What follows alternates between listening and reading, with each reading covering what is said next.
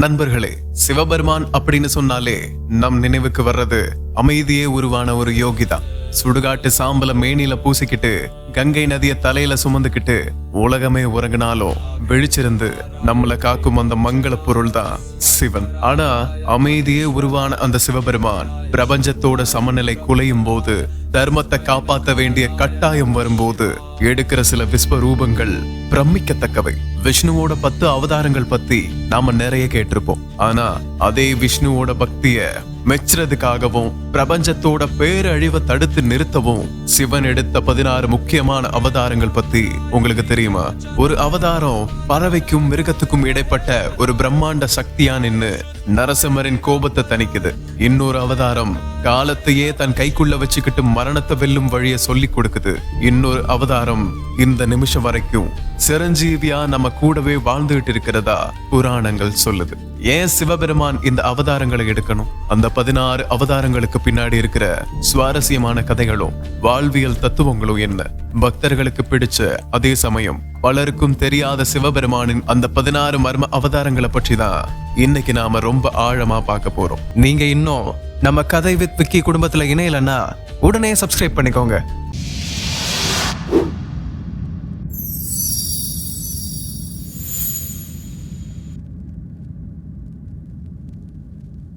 நாம இப்ப பார்க்க போற சிவனோட முதல் அவதாரம் மகா காலன்.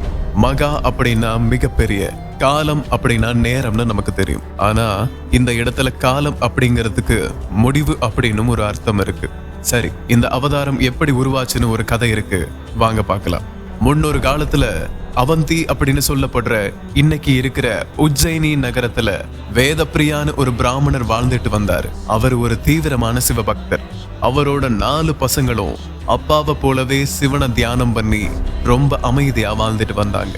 ஆனா அந்த நிம்மதியை குலைக்கிற மாதிரி ஒரு வில்லன் வரான். அவன்தான் தூஷணா அப்படின்ற அசுரன். அவனுக்கு கிடைச்ச வரம் அவனுக்குள்ள ஒரு திமிர உருவாக்குச்சு. யாரும் சிவனை கும்பிடக்கூடாது, யாகம் பண்ணக்கூடாதுன்னு ஏகப்பட்ட கண்டிஷன் போட்டான். கடைசியில அவனோட பார்வை இந்த வேத பிரியாவோட குடும்பம் மேல விழுந்தது. தன் படைகளோட வந்து அந்த பசங்களை அடிச்சு துரத்தி கொல்ல பார்த்தான். அந்த பசங்க பயந்து போய் ஓடல. அவங்க முன்னாடி இருந்த சிவலிங்கத்தை இறுக்க புடிச்சுக்கிட்டு, சிவனே நீதான் எங்களை காப்பாத்தணும்னு தியானத்துல இறங்கினாங்க. அசுரன் கத்திய தூக்கிக்கிட்டு அவங்கள வெட்ட போன அந்த ஒரு நொடியில அங்க ஒரு மிராக்கிள் நடந்தது. திடீர்னு பூமி அப்படியே 2ஆ பிளந்துச்சு. காதே செவிடாகிற மாதிரி ஒரு பயங்கரமான சத்தம். அந்த பூமியோட ஆழத்துல இருந்து ஒரு பிரம்மாண்டமான உருவம் எழுந்து வந்தது. ஒரு மிகப்பெரிய கருப்பு உருவம், கண்கள்ல தீப்பொறி பறக்குது. அந்த உக்கிரத்தை பார்த்ததுமே அசுரனோட படைகள் அரண்டு போயிட்டாங்க. அதுதான் சிவனோட மகா கால அவதாரம். தூஷணா அசுரன் என்னென்னமோ பண்ணி பார்த்தான். ஆனா மகா காலன் சும்மா நின்னு ஒரே ஒரு மூச்சு காத்த பலமா விட்டாரு. அவ்வளவுதான். அந்த மூச்சு காத்துல அசுரனும் அவனோட ஆணவமும் அப்படியே எரிஞ்சு சாம்பலா போச்சு. அந்த பசங்களுக்காக அங்கேயே தங்கின சிவன் தான் இன்னைக்கும் உஜ்ஜயினியில மகா காலேஸ்வரரா ஜோதிர்லிங்கமா இருக்காரு. இதுல இருக்கிற ஒரு த்ரில்லிங்கான விஷயம் என்னன்னா, இன்னைக்கும் உஜ்ஜயினி மகா காலேஸ்வரர் கோவில்ல விடியற் காலையில ஒரு பூஜை நடக்கும். அதுக்கு பேரு பஸ்ம ஆராத்தி. அதாவது சுடுகாட்டுல இருந்து கொண்டு வந்த ஃப்ரெஷ்ஷான சாம்பலை வச்சு சிவனுக்கு அபிஷேகம் பண்ணுவாங்க. இந்த உலகத்தில் நீ எவ்வளவு பெரிய ஆளாக வேண்டுமானாலும் இருக்கலாம், ஆனால் ஒரு நாள் நீயும் சாம்பலாகத்தான் ஆவாய். அந்த சாம்பலிலும் நான் இருப்பேன் அப்படின்ற ஒரு பயங்கரமான மெசேஜ் தான் இந்த அவதாரம் நமக்கு சொல்லுது. காலம் அப்படின்றது ஒரு சக்கரம் மாதிரி. அதுல நாம ஓடிக்கிட்டு இருக்கோம். ஆனா அந்த சக்கரத்தையே தன் கைக்குள்ள வச்சு சுத்துறவர் தான் இந்த மகா காலன். மரண பயம் இருக்கிறவங்க இந்த மகா காலனை வேண்டினா அந்த பயமே காணாம போயிடும்னு ஒரு நம்பிக்கையும் இருக்கு. இப்படி முதல் அவதாரமான மகா காலன் காலத்தை பத்தி சொன்னாருன்னா, இந்த 2வது அவதாரமான தாரபாலன் உங்க பாதுகாப்பு படையோட சீஃப் மாதிரி. இந்த அவதாரம் எதுக்காக உருவாச்சுன்னு பாத்தீங்கன்னா, பார்வதி தேவி ஒரு கட்டத்துல அதர்மத்தை அழிக்கிறதுக்காக தாராதேவி அப்படின்ற ரொம்பவுமே உக்கிரமான ஒரு வடிவத்தை எடுக்கிறாங்க. அந்த வடிவம் எப்படிப்பட்டதுன்னா, அவங்க நடந்து வந்தாலே அந்த வெப்பத்துல பூமி நடுங்கும், கடல் கொதிக்கும். அந்த அளவுக்கு ஒரு பவர்ஃபுல்லான எனர்ஜி. ஆனா அந்த உக்கிரமான சக்தியை தாங்கிக்கவும் அதை ஒரு சரியான பாதையில வழி நடத்தவும் ஒரு துணை தேவைப்பட்டுச்சு. அப்போதான் சிவபெருமான் தாரபாலன் அப்படின்ற அவதாரத்தை எடுக்கிறாரு. தாரா அப்படின்ற வார்த்தைக்கு கடக்க உதவுபவர் அப்படின்னு அர்த்தம். அதாவது ஒரு பெரிய கஷ்டம் வருது, இல்ல ஒரு பெரிய பிரச்சனையில சிக்கிக்கிட்டோம், அங்கிருந்து நம்மளை கரை சேர்க்கிறது தான் இந்த தாரபாலனோட வேலை. புராணங்கள்ல என்ன சொல்றாங்கன்னா, உலகத்துல தீய சக்திகள் ரொம்ப அதிகமாச்சுன்னா ஒரு சாதாரண மனுஷனால அதை தாங்க முடியாது. அந்த நேரத்துல தாரபாலன் ஒரு கவசமா மாறி தன்னோட பக்தர்களை காப்பாராம். இப்போ நாம ஏதோ ஒரு காட்டுல வழி தவறி நிக்கிறோம், இல்ல வாழ்க்கையில என்ன பண்றதுன்னே தெரியாம ஒரு இருட்டுல நிக்கிறோம்னு வைங்க. அந்த இடத்துல ஒரு வழிகாட்டியா வந்து நிக்கிறது தான் இந்த அவதாரம். இதுல இருக்கிற ஒரு இன்ட்ரெஸ்டிங் பாயிண்ட், தாரபாலனை வழிபடுறவங்களுக்கு எப்பவுமே மனதைரியம் குறையாதுன்னு சொல்லுவாங்க. ஏன்னா அவர் வெறும் சிவபெருமான் மட்டும் இல்ல, அந்த பராசக்தியோட உக்கிரத்தை தாங்கின ஒரு பவர் ஹவுஸ். இன்னைக்கும் திபெத் மற்றும் இமயமலை பகுதிகளில் இருக்கிற தந்திரீக வழிபாடுகள்ல தாரபாலன் மற்றும் தாராதேவி வழிபாடு ரொம்பவே பிரபலம். நம்ம வாழ்க்கையில எப்பவாவது ஐயோ இதுக்கு மேல என்னால முடியாதுன்னு நாம நினைக்கிற அந்த தருணத்துல நமக்கு தெரியாமலே நமக்கு பின்னாடி வந்து நிக்கிற அந்த சக்தி தான் தாரபாலன். மூணாவது, புவனேஸ்வர அவதாரம். சிவபெருமான் அப்படின்னாலே நமக்கு எப்பவும் ஒரு யோகியா சுடுகாட்டுல இருக்கிறவரா தான் தெரியும். ஆனா இந்த மூணாவது அவதாரமான புவனேஸ்வரன் ஒரு ராயல் அவதாரம். அதாவது இந்த உலகத்துக்கே ராஜா மாதிரி. சரி, இந்த அவதாரம் எதுக்குன்னு பார்ப்போம். ஒரு காலத்துல இந்த பூமி முழுக்க பயங்கரமான வறட்சி, சாப்பாட்டுக்கு வழி இல்ல, தண்ணி இல்ல, அது மட்டும் இல்லாம அரக்கர்களோட டார்ச்சர் ரொம்ப அதிகமாயிடுச்சு. உலகத்துல ஒரு லா அண்ட் ஆர்டர் இல்லாம தர்மம்ங்கிறதை காணாம போயிட்டு இருந்தது.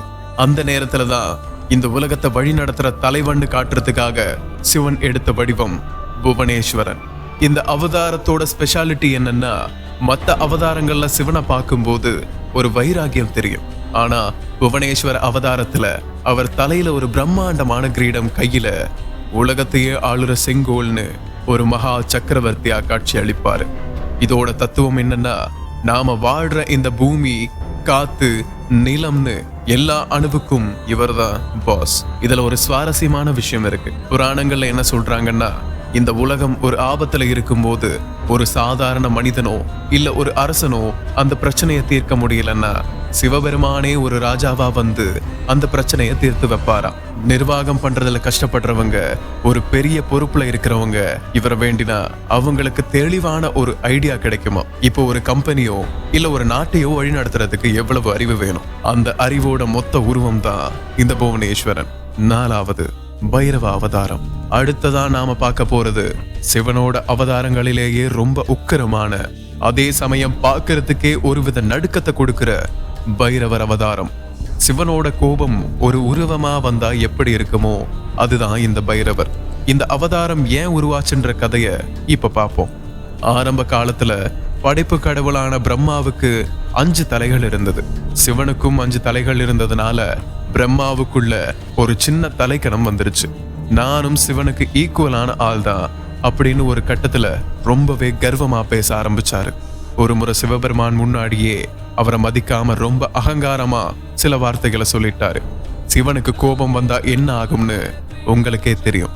ஆனா அந்த இடத்துல அவர் டைரக்டா சண்டைக்கு போகாம தன்னோட இடது கை கட்டை விரல் நகத்துல இருந்து ஒரு பயங்கரமான உருவத்தை படைச்சாரு. அதுதான் பைரவர். அந்த பைரவம் உருவம் தோண்டின வேகத்துல பிரம்மாவோட 5வது தலைய அப்படியே கிள்ளி எரிஞ்சிட்டாரு. ஏன்னா அந்த தலைதான் தப்பா பேசுச்சு.